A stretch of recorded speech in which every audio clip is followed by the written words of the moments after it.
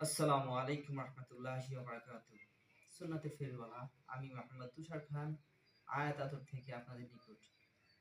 আ কয়েকদিন যাবৎ আমাকে অনেকেই প্রশ্ন করে যে, "ভাই আতর ব্যবহার করি সাদা পোশাকে দাগ হয়ে যায় কেন?" বিশেষ করে এমন টাইপের কিছু আতর আছে যেগুলা হচ্ছে আপনার লালচে টাইপের বা কালো আ তিত্তি কালার, হ্যাঁ? তো আমরা কাপড় যখন লাগাই কাপড়ে দাগ হয়ে যায়। এটার সমাধান কি? আমি বলব ভাই এটার সঠিক সমাধান হচ্ছে আপনি সুন্নাতি তরিকায় আতর ব্যবহার করুন।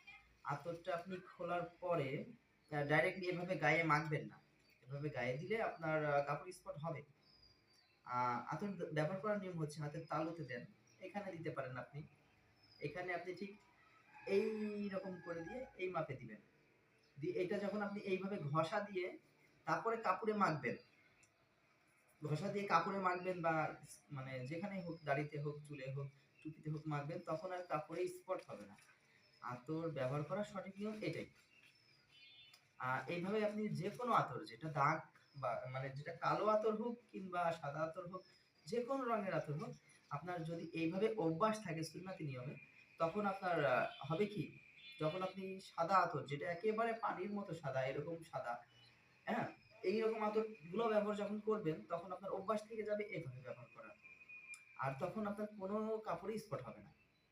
হ্যাঁ, ধন্যবাদ সবাইকে। সঠিক নিয়মটা জানতে হবে। সঠিক নিয়মে আতর ব্যবহার করতে হবে। প্রতিটা জিনিসের তো নিয়ম থাকে। আপনি যখন ফার্মেসি থেকে ওষুধ নেন, ডাক্তার আপনাকে বলে দেবে এটা খাওয়ার আগে খাবেন বা এটা খাওয়ার পরে খাবেন। এটা এত চামচ খাবেন, এটা বলে না?